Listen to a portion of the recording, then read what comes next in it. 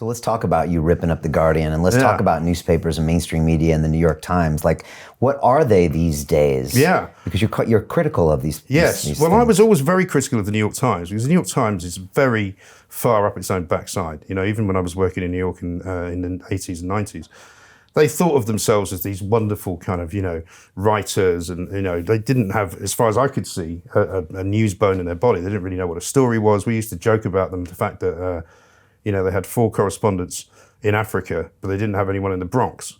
And we used to say, why haven't you got anyone in the Bronx? To which they would say, well, we haven't got any readers there. And you'd be like, you haven't got any readers in Africa either, but you've got 4 people there. And that was kind of the beginning, I suppose, of my distaste for what I call snobby journalism. Okay, and also kind of leftist. Yeah. I mean, it was difficult for me at first to kind of get my head around because they were obviously very pro-Israel. Right. Which meant that normally speaking from where I came from, that would make them right-wing. Okay. But they weren't. They were left-wing and pro-Israel. And it was my introduction, I guess, to the whole kind of New York thing where, I say to people, I was born and raised a Catholic, went to Catholic schools, but because I lived for 10 years in New York, I feel sort of half Jewish, because you become part of that culture. And it's a great culture. But I was quite puzzled at the beginning. It didn't seem quite as far left then as it is now. Well, there used to be really clear lines back then, too. You were left and you thought these things, you were right, you thought these things, and nothing was mixed because there was no real nuance to explain it. These days, you've got, Candace Owens, a black woman who's massively conservative and against Black Lives Matter, and you've got everything in between, and people can understand it. Right, and people can't quite work out where they're supposed to be, I think. And I think that's the problem with a lot of journalism these days is sort of practiced by very well-educated people, whereas when I came into newspapers, I was coming in at the end of what was, to all intents and purposes, a trade. You didn't have to go to university to be a reporter. Basically, you could leave school at 16, you could go learn shorthand, do a typing course, and get hired by the local paper, and make your way to Fleet Street, which was all great and very good and was successful, and people got paid well. But they weren't all from private school. They weren't all from sort of Oxbridge, which is what we have a lot of now. A lot of the people on TV don't know what real ordinary people's lives are like. They just have no idea. So they're in an ivory tower and they just judge. So they can't understand, for example, your formerly Labour voting working class man in Sunderland who wants to leave the European Union because it doesn't do anything for him.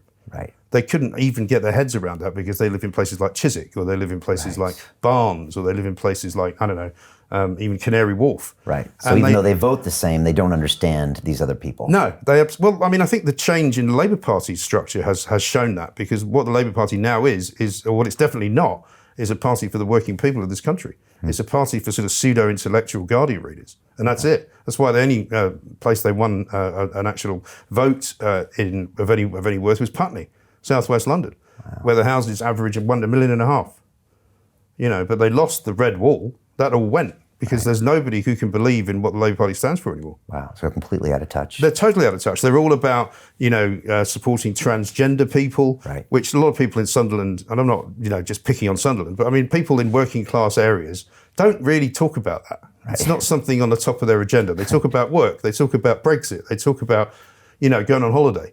They don't talk about whether or not, a woman has a cervix and a man doesn't. Well, let's talk about this. Why are we talking about this stuff? Is that part of this whole woke generation? I think it is. And what is going on? Why are we having these strange conversations where, there's all these different gender types and we're going all down a very dark rabbit hole when it comes to this stuff? And then you've got most of the mainstream media, pushing this line. I think a lot of the mainstream media are frightened because we now live in this culture whereby if you do stand up for something which is not thought to be, trendy or woke, you then get attacked by all these people who are supposed to be the new tolerant people, but who are actually the least tolerant people around. And so they'll come for you, and they'll come after you, and they'll make you. And it's like Peter Hitchens has said to me: they don't want you not to argue with them. They don't want you to speak.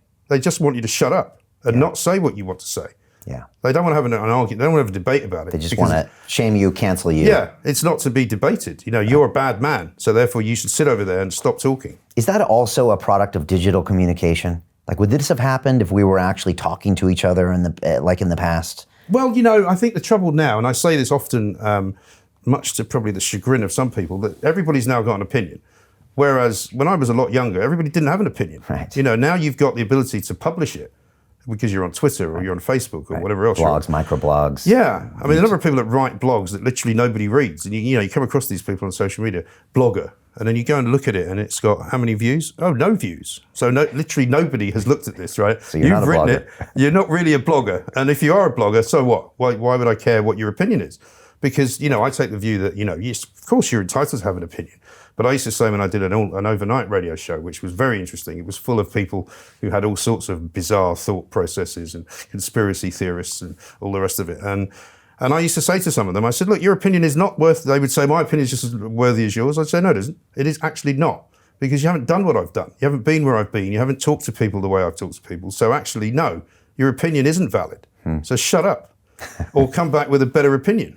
Right. That's proven, that has some logic to it, that's been tested, debated, stress tests, and then talk to me. Right. Whereas the trouble, I think, now is that we're living in a society where as long as enough people agree with you, because there's this word consensus that they use a lot, Of course, the scientific consensus around climate change is that, the climate's heating up. Well, I don't care. There used to be consensus about the moon being made of cheese or the earth being flat, Doesn't make it right just because a lot of people agree.